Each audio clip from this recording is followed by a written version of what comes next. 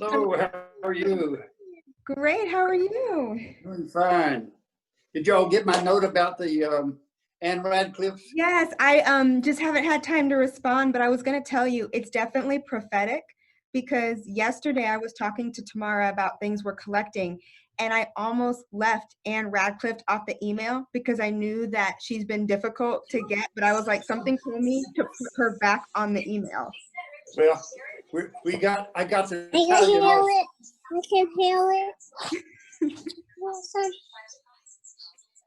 He's learned so much. Now he's in first grade and he's just excelling in school. When children are prepared for success in school, there's no limit to what they can achieve. See that background. Oh, I love it. Andrew and Daniel always have the correct background based on what we're talking about. And it's the best. That's the Gilbert back there. Yeah. So your friends? Are you friends? Yeah. I don't have them.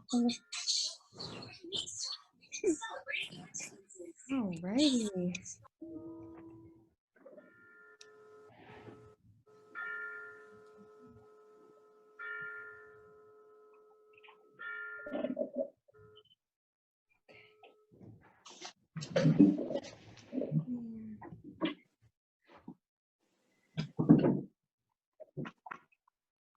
All right, hello everyone.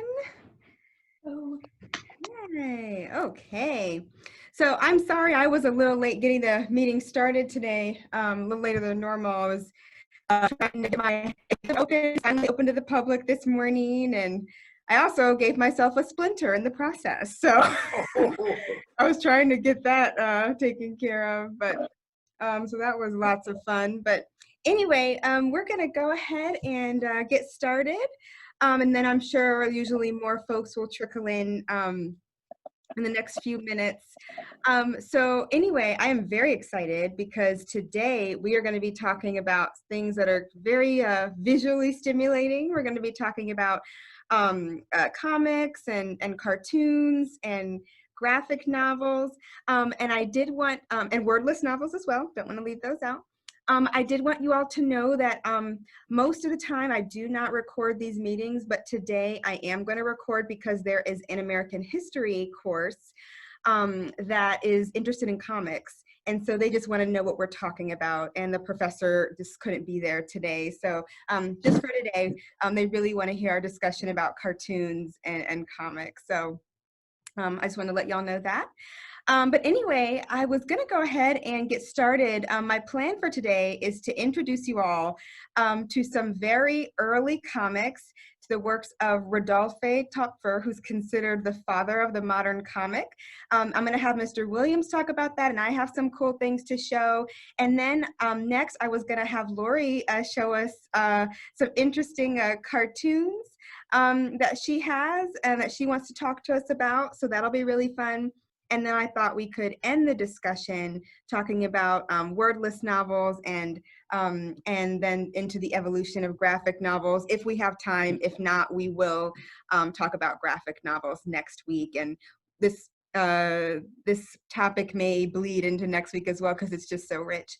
Anyway, so I figured I would go ahead and get started. So Mr. Williams, I've got two things here that you would recognize. Let me get this one first. It says, oh, yeah, Monsieur Ponsier. Ponsier. And then I decided to bring this one too. Oh, here's the Histoire de Monsieur Crépin. Yes, exactly. So now, when you say that, you got to say it like the French do. You spit on you when you say Crépin. Yeah, so y'all notice I had him say it, so I didn't have to because sometimes I'm like, how do I say this? I don't have a French background, unfortunately.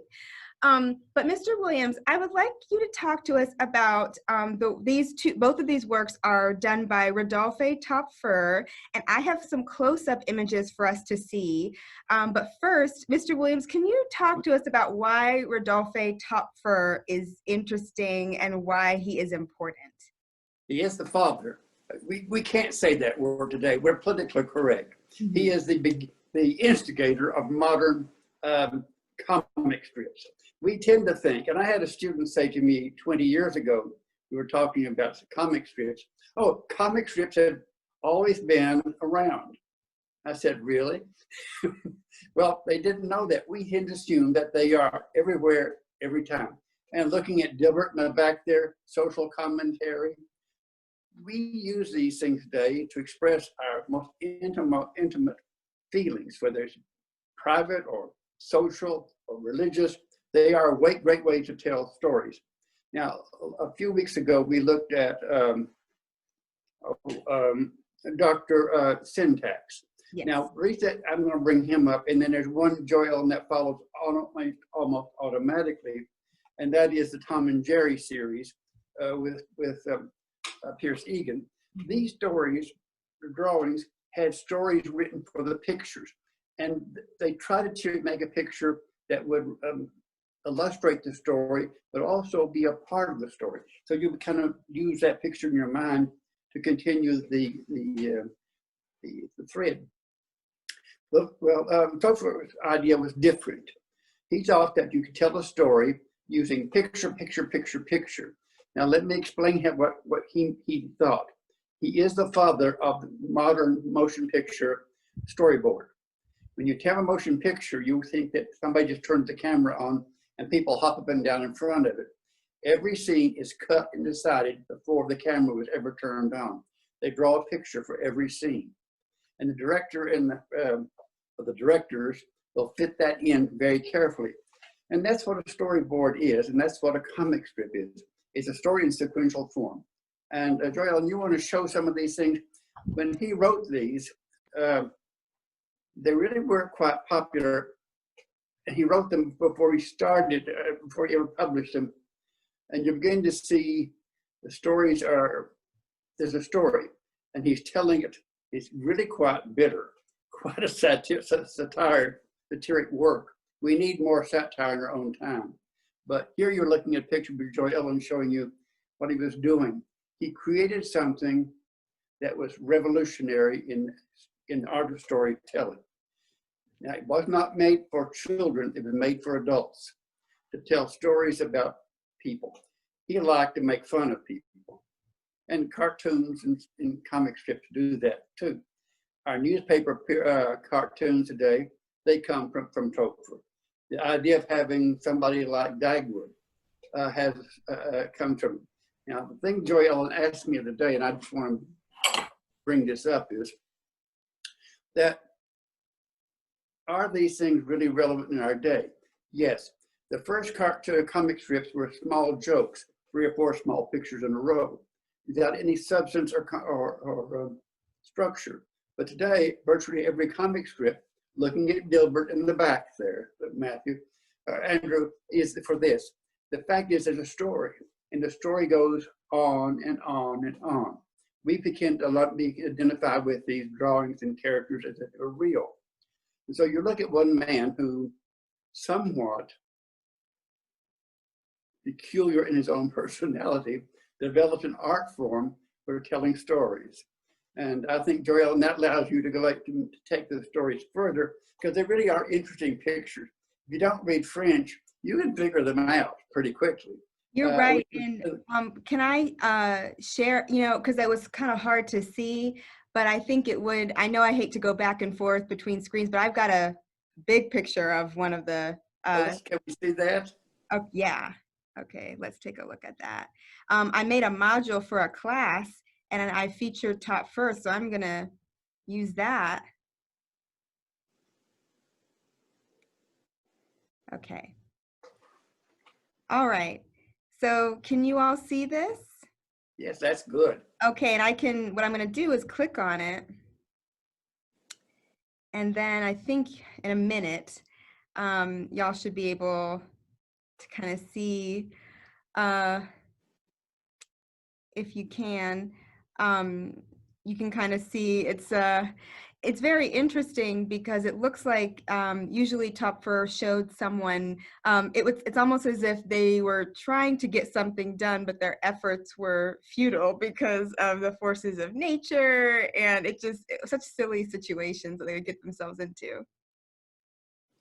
And you see how he'd done it. In this case, he used a text under each picture. Mm-hmm. Joelle, this really follows with the graphic novel structure.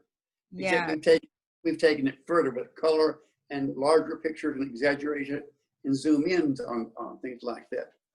Exactly. This is another one. Oh, that's a good. Yeah, Making that's a good women one. in their fashions. Yeah. Really, and you know, Joelle, I'm thinking about this picture right now. What he has done here in 4 pictures is really what Dr. Syntax would do with 1 picture. And what would Dr. Syntax have done if he had 4 pictures or 6 pictures to tell the story? But there's a lot. He just took the idea of drawing and making storytelling, and took it 1,000 miles away. Exactly. So I think this particular edition that we have is from 1861. Does that sound about right? That's about right, yes. Okay. And Joelle asked the other day how he did this. He did this by making out what's called the cartoon. He sketched it out. You can't say in pencil, Joelle. That is so common. You have to say he used graphite. I don't know why. It's a pencil. He made a rough cartoon, and then he transferred that onto a piece of cardboard or paper, which he used pen and ink on to flesh it out and draw them. And when he got that done, he transferred that reverse process onto a lithograph stone and drew it on that too. So it's very laborious. And the really hard part is writing. Yeah. That handwriting would be very difficult. You're going to do it backwards and upside down when you're putting it on that stone. Exactly. You're right. I forgot about that. So this is kind of what I was showing the class. Yes. And one thing I wanted to mention is also this idea of Rodolphe Topfer. Sometimes I guess you're very successful when people want to copy you and not give you credit. Oh, yes. So I'm going to stop sharing for a second. So we also have a facsimile in our collection of the first comic book really printed in America, The Adventures of Mr. Obadiah Oldbuck. Oh, yes. But so we've got a facsimile here. The interesting thing is they basically just copied or plagiarized, I should say, Topfer's work. I forgot which one it was that they plagiarized, and they just put a different title on it and published it without his approval or authorization. Remember, in the 19th century, America had no international copyright law. We just stole when we wanted to. Yeah. So anyway, we now know that it's basically a plagiarization, but I could imagine being Topfer, that would be very frustrating. Oh, yes. Yeah, so we wanted to just introduce you all to one of the major pioneers in modern comics, so we can kind of start to get an idea that this was happening in the 19th century. And of course, Topfer was inspired, as Mr. Williams said, by Dr. Syntax. So it kind of all relates, who I think we saw Dr. Syntax a week or 2 ago. And you know, if you showed sometime later, Joelle, the Tom and Jerry things again, which are about in sync with Dr. Syntax and with Topfer's work, is you realize people are telling stories now with pictures and text. With Dr. Syntax or with Pierce Egan, the text is on the next page. But what Topfer did was put it on the page with a picture. And so that's everyone who you tell this to comes up with this idea. You mean people hadn't been doing it that way forever? And sometimes you just have to face the fact, no, they had never really quite thought about putting sequential pictures, the text on the bottom of the picture. So, and they really were, I'm sorry to say this, Topfer was very good at what he did, but it became so successful, people stole the idea everywhere in the world, till we get to newspapers wanted it, and people today don't think about it too much. comic strips or funny book pages were a major seller of newspapers.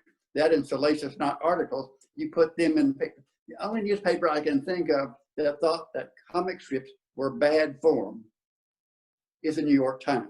They don't. They don't. Along that kind of along that line, I'm really glad you mentioned that. I have to ask the group, do y'all have like a favorite comic from a newspaper that you enjoyed as a child or as an adult, or is there one that just really spoke to you?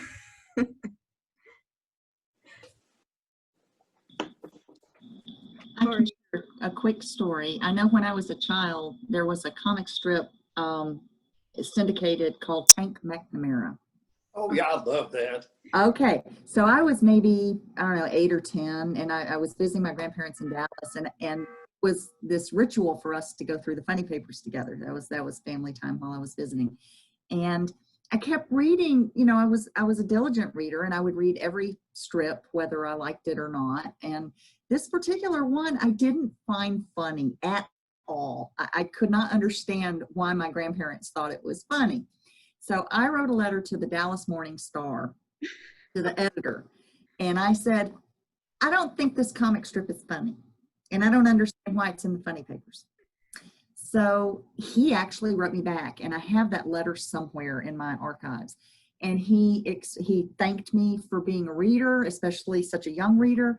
And he explained that his task was to ensure that they had something for every member of the community, something for everybody. And not all of the comic strips are funny all of the time. And he said, you know, there are certain messages in some of these comic strips that are really geared more towards adults. They try to have some for kids, they try to have some for adults. And I was so grateful that he responded. You know, that would never happen today. You know, you might get a form email, but at that time, he signed that letter and thanked me for reading his paper. And I held on to it. I need to find it. I should probably send it to you, Joelle, and let you see it. But yeah, Tank McNamara is the one that I remember from being from. Well, I got to tell you, Lori, I still like Tank McNamara. Yeah, and I do now. You know, now that I appreciate the humor now. Yeah, I'll give you one comic strip that goes in line with Topher, and that's what I think is funny, but other people don't. I think non sequitur is funny in the newspapers. If you watch, I love it. It's some people find it nasty spirited, but you notice how he does it, some upside down, sideways, rolling them, but he tells a story and has text and pictures. And if you like it, you like it. If you don't, you don't. And that's what Topher said about his works is, I like what I'm doing.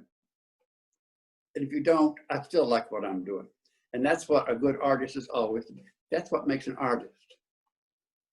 That is. I've always liked the older political cartoons like Pogo when he said, "Oh yes, indeed. I've met the enemy and he is us." Yes. I think that their one is one that really was sophisticated and using pictures and text to make sense of the world, and I really like it. Now I'm going to make you mad when I tell you one, because many people don't like it. It is politically incorrect today, racially, socially, sexually. I thought Little Abner was funny. Al Cap was a satirist, and he had stories, and in his own stories, he had cartoon series inside the cartoons. Fearless Fosdick was a Dick Tracy character in his. I just think that those things were, well, I guess I'm just crazy, so that's all. Jack, you know that, I'm crazy. So, but I enjoy those things. And they make point, and I'm still looking with Dilbert back there. Dilbert's an acquired taste too, but they're also extremely cogent. They make points using drawings and text. That's a really good point. One that was kind of endearing to me was, I guess maybe more so my mom. I haven't read it in a long time. I haven't really looked, but y'all may have heard of For Better or For Worse, I think. Oh, yes. I think my mom loved that one because April, the little girl, I think she was born the same year as me, but I think in April. So the artist like let her grow up. So every time April was going through something, when April was learning to drive, when April was going to kindergarten, like so was I. So I think that's the one my mom would always clip onto the refrigerator, because I think April just reminded her, she's like, oh, well, April's mom's going through this and so am I. So, And Joelle, that's a great point, because you notice what Joelle was talking about her mother and the comic strip, how personal they are, how you identify with them. Look at what you're actually identifying with. Scribbles very, very rudimentary lines on a piece of paper. It is very short text, but yet it has a way of making you make it personal. So exactly. There is, Joellen, a value to comic strips, I'm going to say it that way, that many people today in the past would have said comic strips were inferior and should not be used. And that's what the New York Times wouldn't have any in their paper, because they were distracting and I hate to use this word, but it's a word one uses when you want to be condescending. They were terribly common. You just have to, when you go to England, you're going to find when people want to put something down real quickly, oh, how common. Well, Bob, this reminds me so much of children's literature and kind of the bad rap that it has gotten over for some, this idea that it's puerile, that it's infantile, that it is not suitable for adults. And really, I think that the things that really stick with us as adults, certainly literature, but it's these, like you were saying, Joellen, and I think, the true art is creating something that has a message. And I think some of the most powerful books that have impacted probably all of us are children's books. Oh, yes. I still can't get over Maurice Sendak's Dear Millie. Maybe we'll do one on children's books, or maybe we've already done one, but oh my gosh, more so really than I love Dostoevsky, and I love, all sorts of literature, and certainly those are impactful as well. But you can't discount cartoons, you can't discount children's literature, you can't discount the power of images and pictures.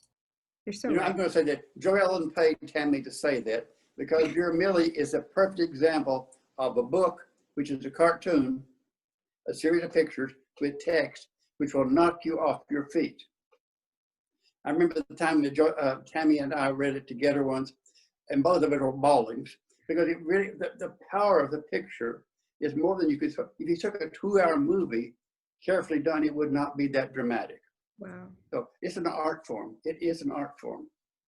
Thank you for that. And thank you for that comment, Tamara. That was just so on point. How much did you pay her, Tammy, to bring that up? That's being kept under wraps. We'll talk about that.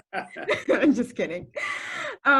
So this has been such a great discussion. So I'd like to kind of let Lori talk now about, since we've been talking about comics and cartoons. So Lori has something to show us. I'm very excited. She always says such great things.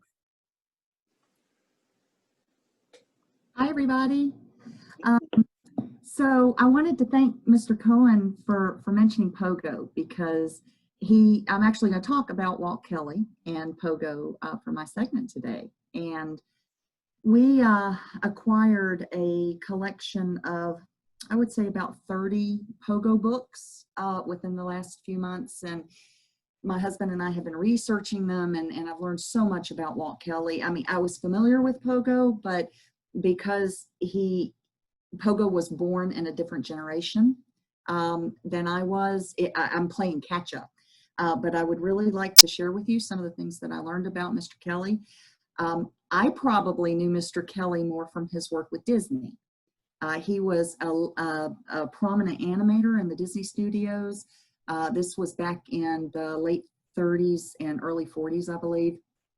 But we've seen his work in Pinocchio and Fantasia.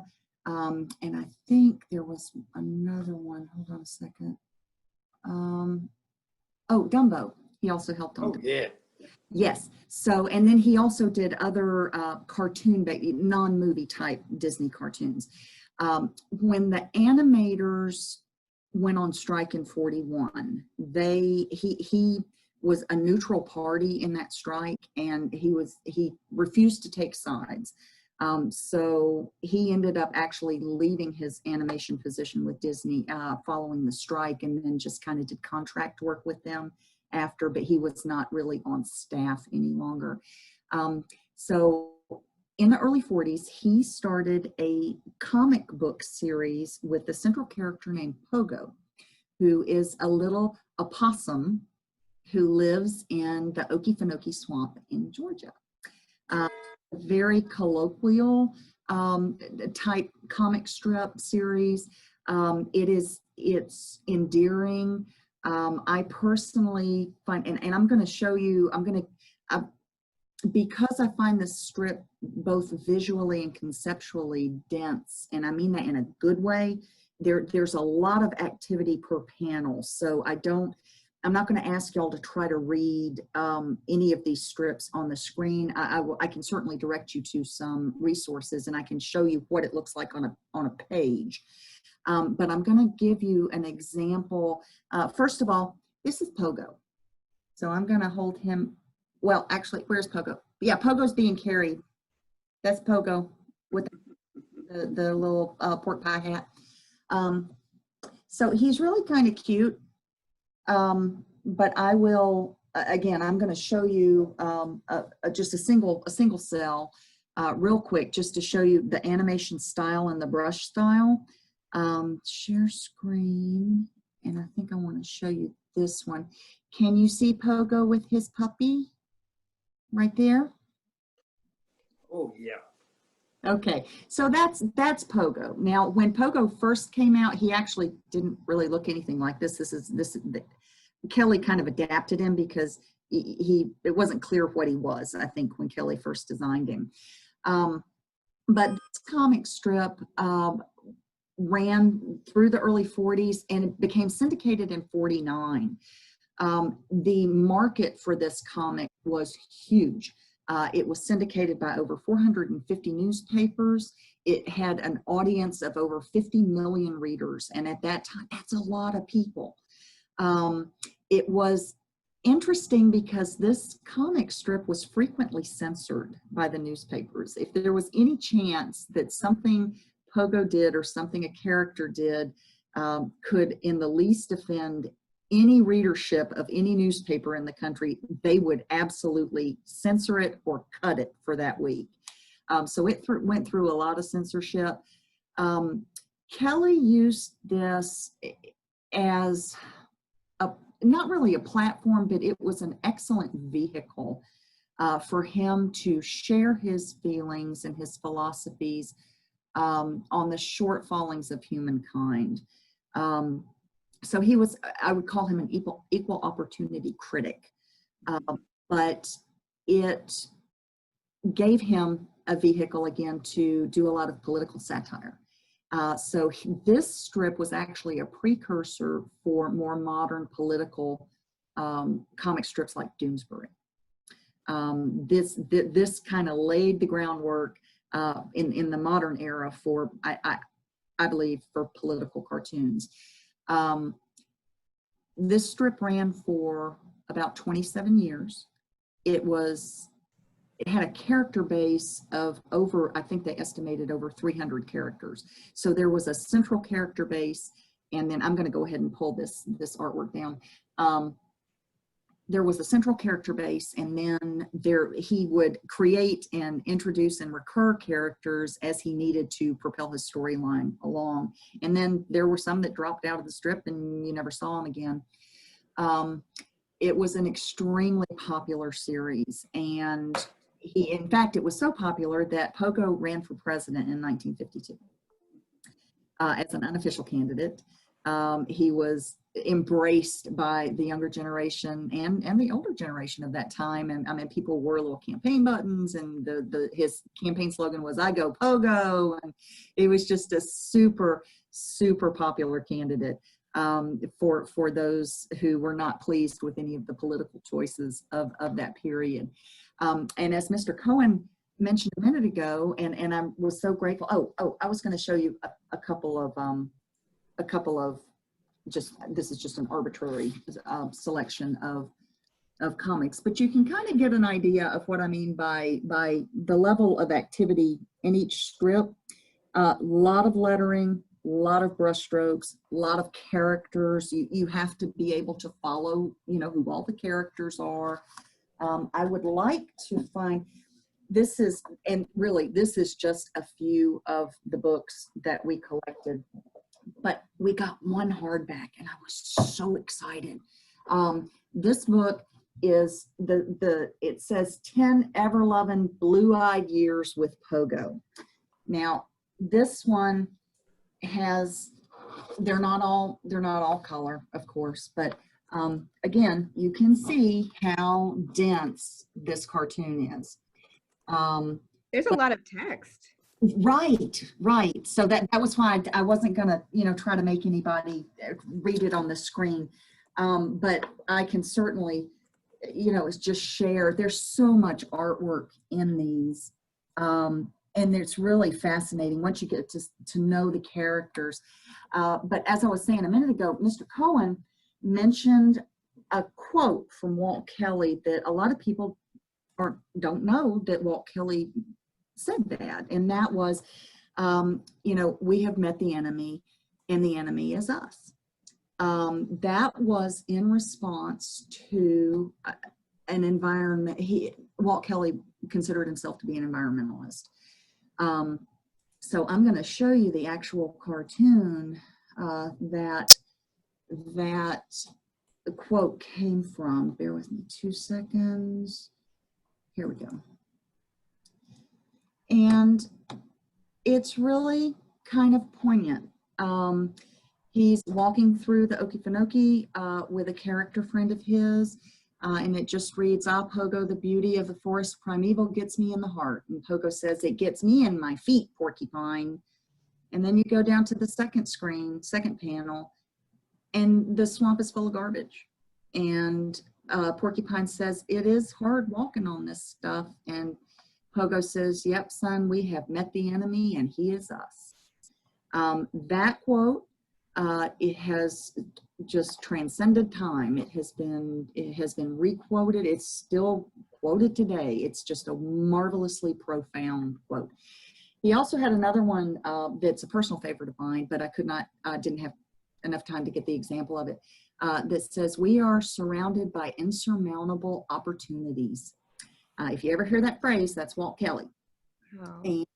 And so he had a lot of influence, I think, on, as Mr. Williams and Joy Ellen have said, this comic strips of that era were really another way to communicate, and it was another way to get ideas out into the public forum and spark discussion and spark debate. And you know what? It's okay if a comic strip makes you a little uncomfortable, because it gets those wheels turning. And by doing that, in my mind, it does qualify as an art form. If it is making you feel something, whether it's good or bad, whether you agree with the cartoonist or you don't, you're thinking about what they said and you're interpreting it in your own way based on your associations. And therefore, I think it does. That act elevates it to an art form. So I hope you have enjoyed this crash course on Pogo. Mr. Cohen, did I do okay? Yes, thank you very much. Oh, sure. And if I can answer any questions, I'm happy to do so. Let me just tell you, Lori, that you have to realize that an art form becomes a genuine art form when people collect the original drawings. And Walt Kelly is, I can't afford them. And Joellen and Tammy know I will buy a lot of things. I can't afford the original drawings. They're that expensive. And people collect them by the hundreds. Yeah. I mean, they're people that we have $1 million collections. And that's true of all cartoons. People collect them. And in another 20 years, these will be looked back on as important cultural icons of a political statement. And that's really, again, going back to Joy Ellen's observation, is that Topher created something that had not been used before, how to make a statement without having to read 400 pages. And if you do that, most people are going to say, "I pass." That is, That's so interesting. And Laura, that was amazing. I learned so much through your presentation. I did have one question for you. So for you, how has it been? I know you've recently collected many of these things. How has it been collecting? Have you been able to find the things you wanted? Was it hard or? Well, what we're hoping to do, we'll start with the collection that we have. Most of the books that we acquired, I would say, are good to near fine. Those lesser quality books, I will work on systematically replacing those with better copies. And then I will start reaching out to pick up any missing books. There's such a wide variety. And like I said, these were in print for so many years. So there's a whole bunch of different formats. You've got the glossy paperbacks, mass market paperbacks. You have the heavy cardstock. The thinner books, so there are a couple of examples there, and to me, when we see, these are gorgeous. I think we got like 10 of these. These are very large, but you'll see that most of them are printed in black and white, so we do kind of lose a little bit of the color punch that came with the Sunday Funnies, but that would be my goal, is to slowly acquire. On the political front, here's one called Equal Time for Pogo. Because we, any political environment, debate, they have to give equal time. But we're going to try to pick up any of those missing copies. At this point, I'm still researching on how many books there are. Right. But I know it's good when syndicated strips are put in this format, because it's all in one place. Exactly. If you ever want to go read them, they're pretty easy to get. You don't have to have the actual newspaper that they were printed in. That's actually a great point, Laura. I never really thought about that when collecting comic books. Yeah, if they aren't published in book form, like a comic book, then how do you preserve them and collate them? And so I never thought about that. That's a great point. Otherwise, you wind up with newsprint, which is not collectible.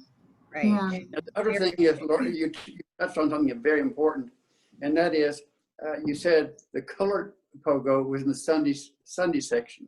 Today, we expect all cartoons in the newspapers to be colored 7 days a week. It used to be only on the Sunday. That was a big selling point for it. And around 10 years ago, newspapers decided that they needed a push to make more sales. So they began to colorize the comic strips every day. So in effect, these things have a place in our lives that are very powerful. And I really think, having taught English a lot, of course, Jack and Yvonne have said, yeah, I've heard that before. But the fact is, I don't fault anything to get people to look at something deeply. And I think these do. And we want to remember now, on the test, somewhere in your life, you're going to have a test. Rodolphe Topfer. And you better know who that is. That is great. That's a great point. I forgot about. Is it okay if I jump in? Oh, I yes. just wanted to reiterate what Lori said about if it makes you have an emotion of any sort, then it's considered art. That's what art does. It can make you happy, like, oh, I love this piece, or it can make you mad, like, what makes them think this is art? As with the background in art, that was one of the very first things that I learned that really changed my life. I don't know if any of you know of the artists Jean-Claude and Christo. So they took fabric, like massive amounts of fabric, and would wrap an island, or they would wrap a building, and that was their art. And so I think I was like in 8th grade, and I said, this makes me mad. How can they pass this off as art? And my art teacher was like, it's making you feel something. They've done their job. That's what they intended. And so I just wanted to reiterate what you said, is like comic strips can make you feel one way or another, and that's art. Thank you, Maggie. Great point, Maggie. Thank you for that. Make one more observation, Joy Ellen, Yes. about the cartoon strips like Topfer. Topfer didn't just make modern comic strips that would be birthed in the newspapers, but in effect developed the motion picture concept of telling a story through pictures. Right. And the original pictures had no sound. So what did they have to use? Words on cards. So think about how revolutionary his work is. A lot of it moves you to wordless or to graphical. Yep, sorry. I think I had some internet connectivity issues for a second. But I think I heard most of what you said. And that is so right. And that actually brings us to our next discussion about wordless novels. We've got 10 minutes. So I think we can start with that conversation, and then we'll probably have to move graphic novels to next week. But that's okay, because we want to have time to look at those. So it's funny, Mr. Williams, I actually have some of our graphic novels that we love so much, like The Passion and The Sun and God's Man, on exhibit right now. So I can't actually show, but I do have a graphic novel that I really love, Lynn Ward's second wordless novel, excuse me. It published in 1930, called Madman's Drum. So for those of you who are not familiar with wordless novels, they are we were talking about emotion. Oh my goodness, if you're looking for emotion, just open a wordless novel. These types of novels were born out of German Expressionism, and they don't include any text whatsoever. They are all woodcut illustrations. There's one per page. So, no, this isn't great view, but you can see this is kind of what you're going to see on the page. And there are some incredibly powerful images here. So, Madman's Drum is actually about a slave trader. So, here he is, looking very sinister, and he covets a drum that he sees an African man holding, and he decides to steal the drum and murder the man. And then he kind of goes along, and then basically brings it home to his family, and we see he's very well-to-do and pretty proud of himself and whatnot. But anyway, because of what he did, this drum puts a curse on his family, and it kind of goes through the man dying and his son and what his son goes through. And I won't give it all away, but basically it's a very dark, very dramatic, very powerful story. And that kind of brings me to a discussion. We most of the things we looked at today had text, but I know Andrew and Daniel have had a chance to look through some of these at open house, and I think it's fascinating what the lack of text does. And I know that these, Mr. Williams, if I'm not mistaken, weren't these inspired by cinemas? I think. This is the beginning, the angst of the First World War in Germany produced him to use the black and white motion picture. Think about the early black and white motion pictures and how very distinct they are in making cuts from one scene to another. But the fact is, when Joy Ellen's talking about this, is you notice when she's telling that story, how very detailed that story was. There's not a single word in that book. Those pictures are that good for telling a story.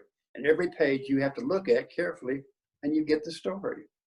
So again, this is the logical progression of art as a storytelling medium for making the stories. Very, very effective. And some of these are, and I gotta say this about Joy Ellen. I adore Joy Ellen's work and all she does. But the first time I showed her and Tammy these wordless novels, she said to me, "What? Wordless novels? I would never want to read but those." Joy Ellen, how many read you? Yes, it was interesting because again, a wordless novel, I was like, what? And I had never heard of that. I had only read graphic novels. And I was still kind of at that time on the fence about whether or not I loved graphic novels or not. And then Mr. Williams comes. I had never seen anything like this before. I had never seen it. You looked at me like I had something nasty on my shoe. I was like, what? But it was, when we opened it, it's like, oh my goodness, it was so powerful. And you couldn't put it down. So I have a question. We know that Lynn Ward, he really liked woodcuts, and we know that graphic novels, there is maybe a subgenre of graphic novels that use woodcuts as their primary vehicle for expression. But of course, that's not all graphic novels. In modern graphic novels, you find, would it be true to say that you find a variety of illustrative techniques? I mean, I believe there's, sort of, I don't know, I'm not an expert in this area at all, but do we still find wordless novels used with the woodcut technique, or was that really just Lynn Ward? Yeah, a few. There are a couple of people who are doing that, Tammy, but what they did today is they become artists on the computer graphics. Yeah. Because you can do it so well done. Now see, there's another logical art form. You don't always have to put, knife to wood or knife or amalgam cuts or ink to paper. You can use modern technology. If it works to make the picture effectively, you're doing just fine. But the problem with that is, how do you save those electronic documents in a rare book collection 100 years from now? Yeah, I talked to Dr. Valerie Dibble, who works here at KSU. She's a printmaker, and we were talking about how people make graphic novels nowadays, like example, which we'll look at next week, Octavia Butler's Kindred, kind of how this is done. And Valerie did confirm, like Mr. Williams said, a lot of it on the computer. And I know artists usually will sketch it first, but I would love to see kind of their process and how they do and how they add the color later. It's really, really cool. But remember, George, if you make a sketch, that's done with graphite, not a pencil. That's right, graphite, not a pencil, of course. Same thing, it just sounds better. Sounds classier. I did want to show y'all, I'm going to share my screen one more time because I forgot that I actually have a couple, even though a bunch of my, let's see, a lot of my wordless novels are on exhibit right now. I made some, I think, pretty good scans so y'all can see, because you only got to see a little bit of Lynn Ward's work. But sorry, I'm going to go through down this module. So this is Oh, good. I know, that's one from Madman's Drum. So anyway, you can see where this story was going. But anyway, I have a couple from Franz Mazuril's The Passion and the Sun,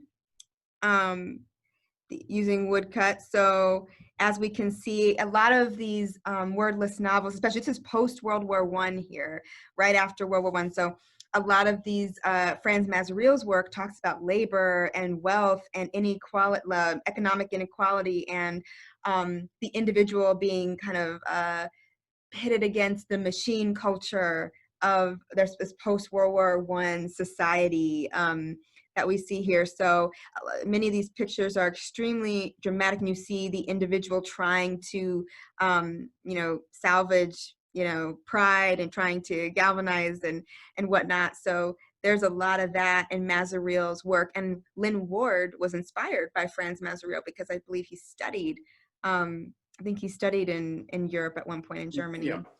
And then, look at the one on the sun there. Oh, that's gorgeous. Oh yeah, well, yeah, I like this, and then we'll look at Mr. Williams, wasn't the sun in every single woodcut in this one, I thought? Yes, it is. Yeah, there's a piece of it somewhere. Yeah, see in the top there? Yeah, there's it in the top. And now this is the big one. I think that's marvelous. That's Art Deco at its very best too. Yeah. But when you look at these, you have to look at the page carefully. You can't do this, I glanced at the glance. You have to read the page. Everything makes sense if you look at it closely. I once had a student ask me when we were at our open house, when we looked at wordless novels, he was enthralled by them. And so he looked at one the whole time, and then he kind of reviewed with me what he thought it meant. And he was like, is that right? Is that right? And I was like, I mean, that's what you're interpreting. Yeah. So yes, because I think he was like, is this exactly the meaning? And I said, well, I mean, while there is like a basis to the story, I mean, I thought that I didn't want him to deprive him of his interpretation of it. I was like, that was the point. So I think that these novels are incredible. I mean, again, if you're gonna interact with a wordless novel, carve out some time, because you're gonna want to look through each illustration, and there's so much to see and to understand and to interpret. So, Joelle, and that's a really good point to make. You, as an art historian, you look at paintings from the past, or you look at anything, you say, is that right? Is that right? There is literally no way anybody other than the artist knows what is right, you know? And so you can interpret it 1,000 different ways, and it really doesn't matter, because that's what the artist, like, that's what's going to happen, and that's what's intended. yeah, that's what keeps it alive, I think. You know, same with literature. There's no reason for us to talk about it if there was just one right answer, one way to interpret it. So I love that. Thank you, Maggie. Jack, doesn't it sound like our poetry conversations when we study poetry? Doyle, I just wanted to make a comment on that particular Lynn Ward, which I wasn't as familiar with as God's Man. I remember eating up God's Man. I couldn't stop flipping the pages, and I just had to just absorb it all. But I can't help but notice a very strong, obviously, condemnation of slavery and enslavement, and the issue of the drum seems to me to touch upon cultural appropriation and all of these very huge topics. So as far as social commentary, that's really interesting. I don't know much about Lynn Ward personally, but these, and I had never heard of Lynn Ward before Bob introduced me, and I'm so disappointed in myself that I didn't, because I feel like he had so much to say, and in this medium especially is just so powerful. Just wanted to throw that out. But tell me, that's what he was famous for. He tried to create, like all good artists, whether it's a writer or picture painter or engraver, he tried to find a way of making something so powerful that you could not ignore the core idea. You could add to all your personal feelings, but you never get away from what he's talking about. And we read the same thing in a novel. We like one section better than another because we're putting ourselves in it, which is what art is. But also the artist carries you to a logical theme. And Lynn Ward had, like Topfer, had the right idea. Unfortunately, his method, unlike Topfer's, was Topfer can be extended in every which way you want to go. Wordless novels kind of run dry after a while. So you have to really be able to do it well, because you're not going to have a huge repertoire of those things. So they are back in fashion. The last 10 years, we've had at least 100 modern graphic reproductions or productions of wordless novels. Oh, wow. And they speak to angst in a time. Yeah, but you got us some of those. Those are some of the modern reproductions, which are here in the Bentley. So that's exciting to see. And they've got some interesting essays along with them too. So thank you, Tamara, for that comment. That was really, really great. Well, I think we are out of time for today. This was such a wonderful discussion. So I think we're gonna, since we didn't get to talk about kind of the evolution into graphic novels, we will do that next week along with maybe some other topics. So if you have anything that you wanna add or you wanna talk about next week, just send me an email and we can do that. Thank you all so much, and many thanks to Lori for presenting the Walt Kelly materials, and thank you all for being so interested and for attending. And I will see you next week. All right. Okay, bye-bye.